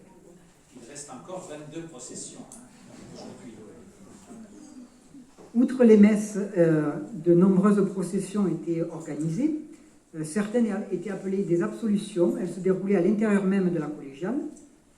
Mais d'autres se déroulaient une fois par mois autour de l'église et dans les rues, sans compter les processions exceptionnelles, comme celles de 1700 par exemple et de 1721, qui ont respectivement été faites pour implorer le retour de la pluie en 1700, suite aux sécheresses de l'été, et en 1721 pour implorer la fin de la peste.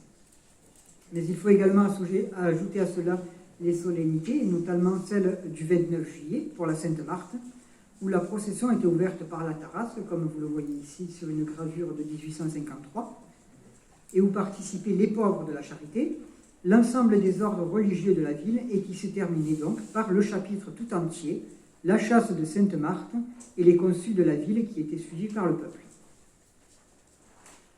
Parmi les célébrations les plus nombreuses, on retrouve les messes d'anniversaire ou de fondation, plus d'1 millier chaque année, fondées par des laïcs ou des ecclésiastiques qui demandaient des prières en échange de rentes ou de terres qui étaient données au chapitre.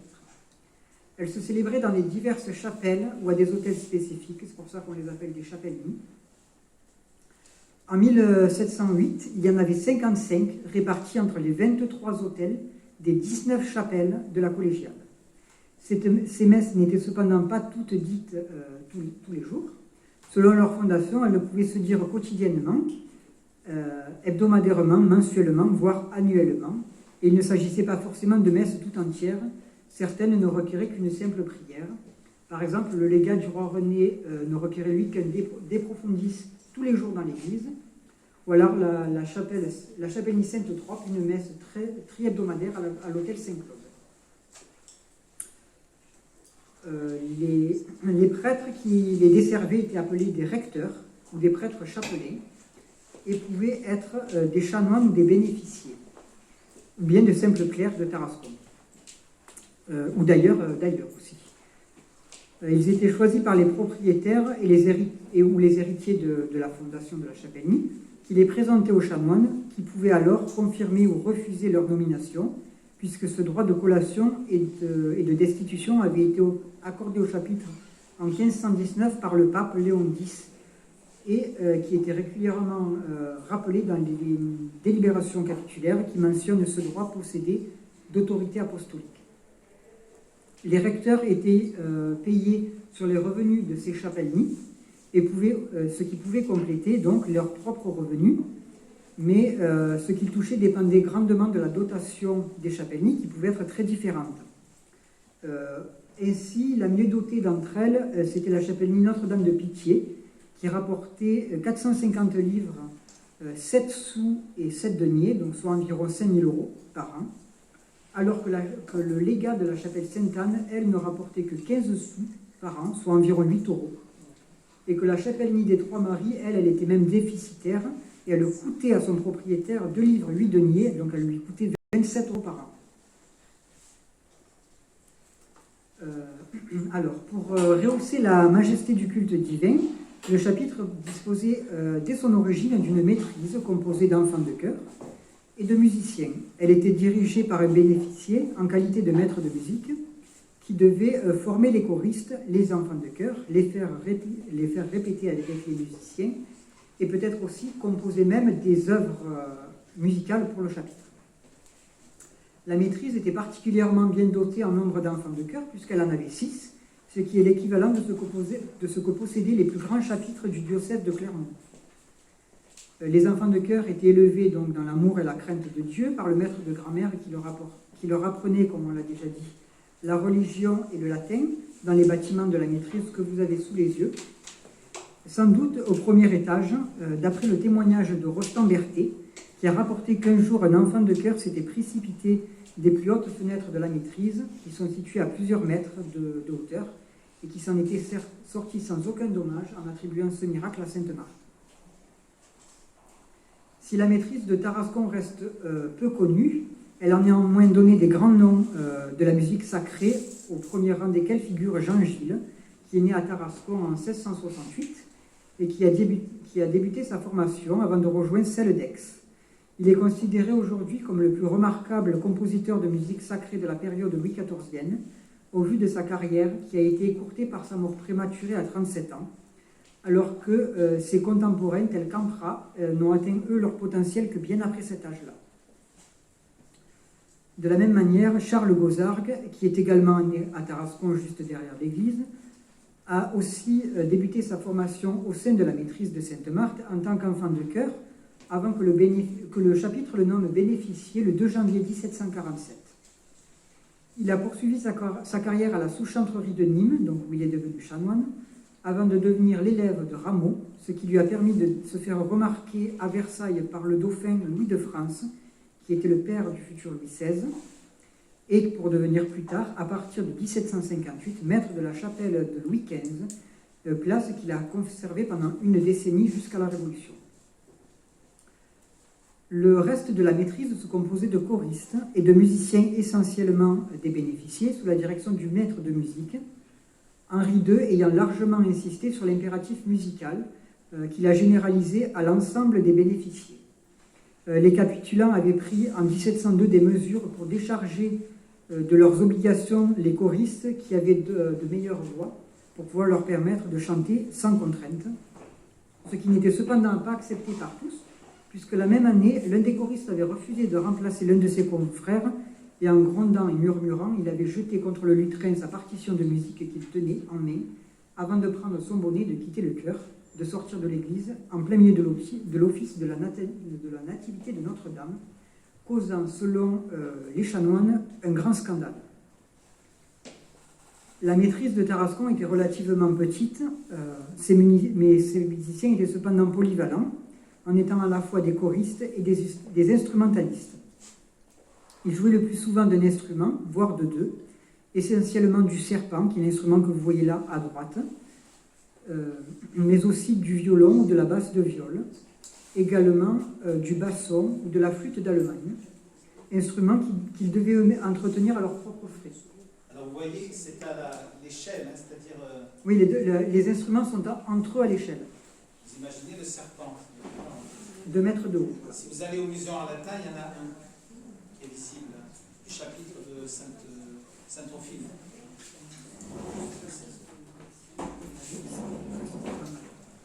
En revanche, il est à noter que les bénéficiaires ne jouaient pas que les jours ordinaires, donc lors des solennités ou des cérémonies exceptionnelles, des musiciens extérieurs étaient engagés. Ainsi, lors des funérailles de Louis XV, ce sont 42 musiciens qui ont été engagés pour jouer la messe des morts de Jean Gilles. En tant que corps capitulaire et comme seigneur temporel, les chanoines avaient pour obligation donc de tenir des réunions du chapitre pour organiser la vie du corps. Donc ils se réunissaient régulièrement dans l'année à la maison du doyenné. Ces réunions étaient ouvertes à tous les chanoines. Il n'y avait qu'une seule restriction d'âge. Les chapitres étaient présidés par la plus haute des dignités en présence, et en général le trésorier, puisque le doyen, qui était aussi archidiacre d'Avignon, n'était pas souvent présent à Tarascon. La tenue de ces chapitres se faisait de manière régulière, donc il en existait de deux types, les ordinaires, en théorie tous les jours, mais ce qui n'était pas le cas, et les annuels qui se tenaient tous les jours le 22 décembre pour le jour de la Saint-Thomas, apôtre. Les chapitres généraux avaient pour but de nommer les officiers du chapitre, donc qui étaient choisis parmi les chanoines présents comme absents, pour pouvoir administrer le corps du chapitre, c'est-à-dire un official, un syndic, un adjoint pour le syndic, un pointeur et un contre-pointeur, qui servaient à noter les chanoines absents et présents aux offices pour pouvoir ensuite leur payer leur revenu. L'auditeur des comptes qui veillait sur les comptes et le directeur de la charité qui, lui, avait en charge l'administration de l'hôtel de la charité, de l'hôpital de la charité, pardon. En ce qui concerne les sujets qui étaient abordés par le chapitre, excusez-moi, je passe, on est un petit peu en retard. En ce qui concerne les sujets abordés par le chapitre, je me suis rendu compte qu'ils étaient relativement limités. Pour plus de la moitié, ils concernent la gestion même du chapitre, des membres du chapitre, donc à savoir les nominations ainsi que les démissions des bénéficiaires ou des fonctionnaires de l'institution. Et la question disciplinaire reste également très importante. En revanche, il n'y a aucune trace d'autres sujets qui ont pourtant forcément dû faire l'objet de délibérations. Il n'y a par exemple aucune délibération sur la mort des chanoines. On ne sait jamais quand est-ce qu'ils meurent. Il n'y a aucune information sur les cérémonies funèbres qui pourraient être faites pour ces mêmes chanoines. Par exemple, pour Joseph de Clerc de Moyère, qui est mort en 1736 et qui s'est fait enterrer dans le cœur de l'église. Il a forcément dû avoir une délibération pour l'autoriser à l'enterrer à cet endroit-là. Après avoir vu donc la composition du chapitre et sa vie, nous allons voir maintenant quelle relation l'institution entretenait avec ses membres, mais aussi avec l'extérieur, c'est-à-dire avec la ville et ses habitants. Pour pouvoir garantir la décence et la magnificence du culte, les chanoines exigeaient de leurs membres une qualité irréprochable de comportement. Cette volonté d'amélioration de culte s'est cependant heurtée à l'indiscipline et au manquement et à la liturgie et aux irrévérences des bénéficiaires, ce qui n'était pas le cas des chanoines qui étaient, eux, plutôt sérieux. L'indiscipline des bénéficiaires se traduisait le plus souvent par des transgressions de règlements, tels que le refus de chanter la musique, comme ce fut le cas de Jacques Losse lors de la procession de l'octave du Saint-Sacrement en 1733, qui, sans aucune raison légitime, a décrété qu'il ne voulait tout simplement pas chanter l'une des deux partitions qui lui avaient été données. De la même manière, à la procession générale organisée pour obtenir de l'appui en 1700, Charles Guérin avait demandé, qui était maître du chœur, avait demandé à Gabriel Gaucherand, qui était serpent, donc qui jouait de l'instrument de musique, le serpent, de prendre part à la procession. Et donc le bénéficiaire lui avait répondu « Je ne le veux point faire, et personne ne m'est sur roi obligé, je ne veux pas même aller à la procession ». avant de partir discrètement par la petite porte de l'arrière de l'église qui donne sur la maison du doyen. En ce qui concerne les célébrations dans l'église, lorsque les refus successifs d'exercer les hebdomades ne retardaient pas les offices d'au moins une demi-heure, les absences récurrentes des bénéficiés, il y en avait habituellement que 2 ou 3 bénéficiés lors de matines, alors qu'il y avait en général 6 chanoines. Les chanoines étaient donc obligés de commencer les offices sans les bénéficiés, qui eux n'arrivaient qu'à la moitié de l'office ou lorsqu'il était terminé. Bien que le chapitre ait à plusieurs reprises réaffirmé l'interdiction aussi de quitter l'église sans autorisation expresse du chapitre, ce qui faisait partie du serment qui était prêté par les bénéficiés lors de leur exception, les absences étaient récurrentes. L'un des cas les plus marquants est sans doute celui d'Henri Valentin, qui en 1699 avait ainsi interprété à son propre gré l'interdiction d'absence qu'il jugeait n'être valable uniquement pour celle qui était longue. Et en 1703, il avait prévu de passer les fêtes de Noël à Aix, en prétextant avoir été député par les autres bénéficiés pour y mener un procès contre le chapitre, ce dont il s'était même vanté. Mais pas de chance pour lui, le maître du chœur en avait été informé, il a pu l'exposer au chapitre, donc l'infraction du bénéficier qui a été sanctionnée en conséquence. L'indiscipline se traduit également dans les délibérations par plusieurs cas d'irrévérence et de mépris même envers le chapitre, dont certains ont été jusqu'à mal chanter les offices de manière délibérée, par pure moquerie. Le chapitre tentait de corriger ces manquements au règlement par de multiples sanctions pour ne pas, comme il disait, escandaliser. Il ne semble pas que ça ait eu beaucoup d'effet. Et même à un degré supérieur, dans de rares cas, ces irrévérences se sont aussi traduites par des attitudes insolentes. Jacques Bouquet reste l'un des plus marquants, puisque cela s'est produit au cours de l'office des complis. Il avait refusé de participer à l'aspersion de l'eau bénite, puisqu'il ne trouvait pas le bénitier à sa place ordinaire. Donc sur quoi, monsieur le doyen, lui ayant dit « Monsieur, allez donner de l'eau bénite », le dit vicaire lui au roi répondu à haute voix « Je ne vois pas la bénitier ». Et le dit sieur doyen, lui ayant réparti « Cherchez-le, et vous le verrez ». Le dit Bouquet lui au roi indécemment répliqué « Envoyez-y vos valets ». Et tout cela, bien sûr, devant les Tarasconnais assemblés qui assistaient à l'office. Et l'un des derniers exemples de cela, tout aussi marquant, dans un autre cas, c'est même une insulte qui a été proférée contre les chanoines, par Gabriel Gaucherand, que j'ai déjà évoqué tout à l'heure, qui avait refusé de jouer de la musique et qui était parti de l'église.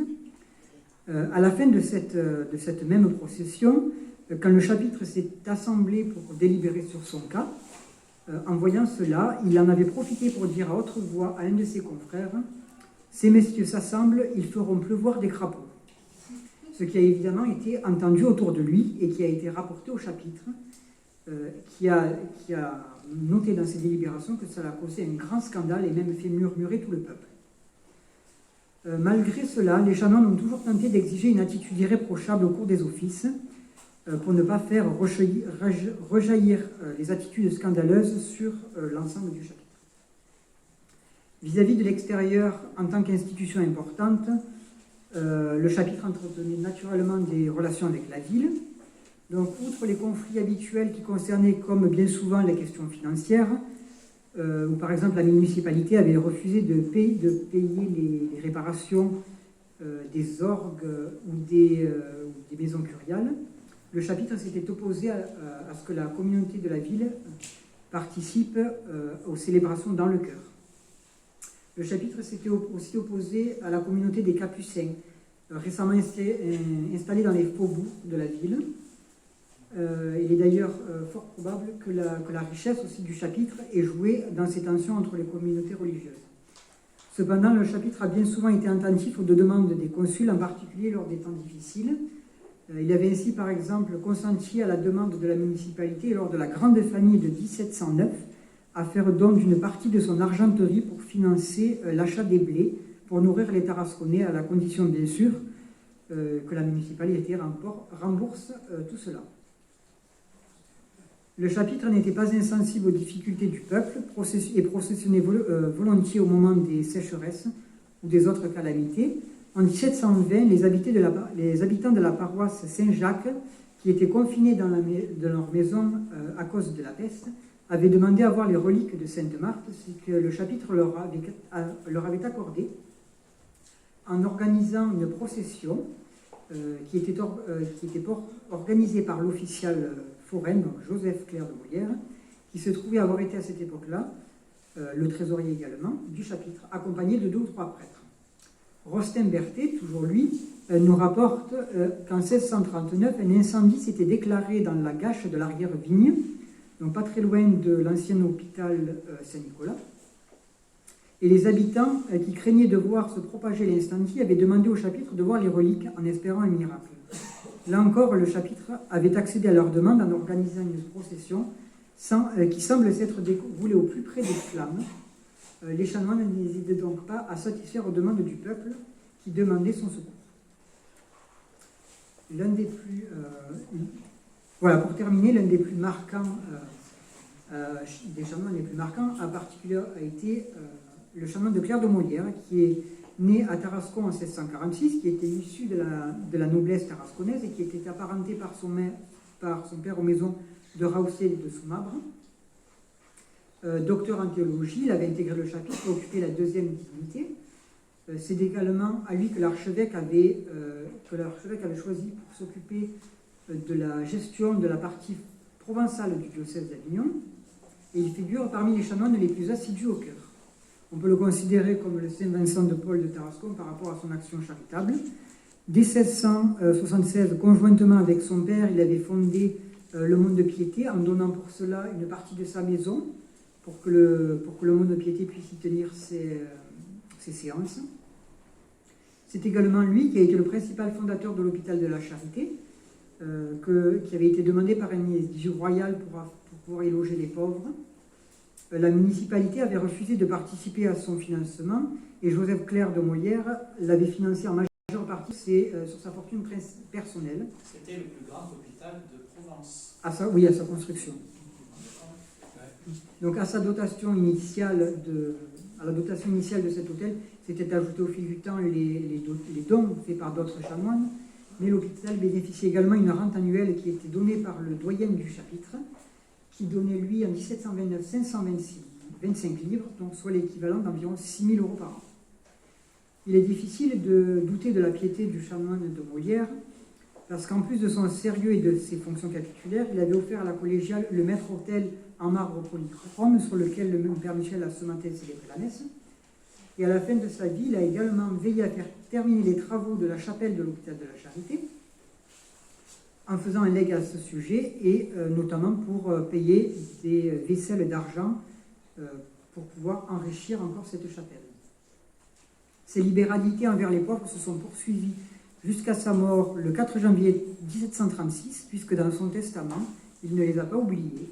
Il a ainsi définitivement cédé au Monde de Piété la partie de son hôtel qu'il lui avait réservé, ainsi qu'une année entière de récolte de ses terres pour les pauvres, pour qu'ils puissent semer pour les années de disette.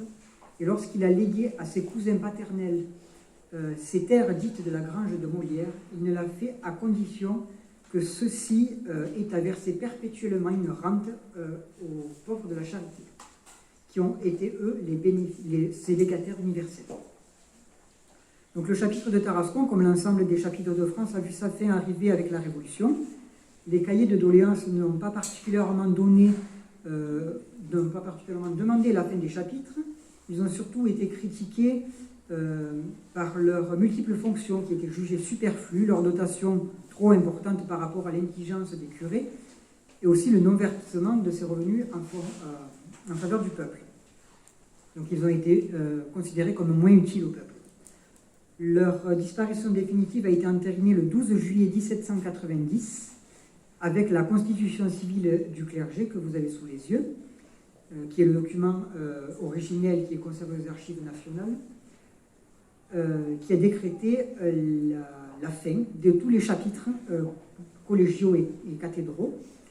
Et si à Aix, le chapitre a été sommé dès le 20 juillet de remettre les clés de la salle capitulaire et des archives aux autorités du district, à Tarascon, Le chapitre a eu quelques mois de répit supplémentaire, puisque c'est que le 7 novembre 1790, après avoir célébré l'office de vêpres, les chanoines se sont vus signifier au nom de la nation qu'ils devaient cesser de prier et de vivre.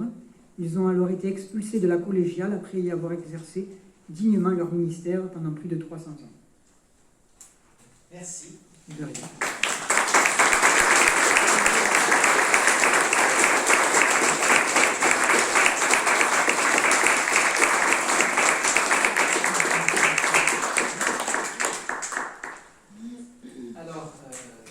Il y a eu beaucoup peut-être d'expressions, de mots. Il y a eu des expressions, parfois des mots un peu compliqués pour vous, chapelénie, archidiacre, etc. On va essayer d'expliquer. Si vous le voulez bien, si vous n'êtes pas lassé, on va passer aux choses concrètes. Vous allez voir des chanoines en mannequin, voilà. Et puis, on va ensuite aller dans la sacristie pour voir de belles choses. J'avais eu l'idée de vous faire un petit tour, mais ça va être compliqué parce qu'on est quand même nombreux, pour voir des maisons de chanoines. Sachez simplement qu'autour de la collégiale, 80% des maisons sont des maisons de chanoines. Forcément, ils étaient là à côté. Voilà, donc c'est pas grave, vous les connaissez, ces maisons, on va aller directement à l'église. Oui, mais ça fait un bon tour quand même. Oui. On va aller directement à l'église, et là je vous expliquerai comment était l'église du temps des chanoines. C'est intéressant, vous voyez des choses très anciennes, très belles. Et puis ensuite, on rentrera dans la sacristie et tous les deux, nous vous montrerons des documents exceptionnels, dont le fameux texte de Louis XI, quand même, sur Clovis. Et puis également la charte de Marie de Blois et bien d'autres documents, si vous êtes intéressés, bien sûr. Et puis des objets qui ont appartenu au chapitre et des portraits de chanoines que nous avons collectés. Voilà. Et un très très beau portrait qu'une famille dont je tairai le nom, que cette famille a prêté et qui se trouve dans leur maison, un magnifique portrait de chanoine d'Auxerre, en Bourgogne, de la première partie du XVIIe siècle. Donc vous verrez aussi un chanoine du XVIIe. Les chanoines de Tarascon étaient tout à fait habillés comme ça aussi. Voilà, donc rendez-vous dans l'église si ça vous intéresse. Voilà, tout de suite.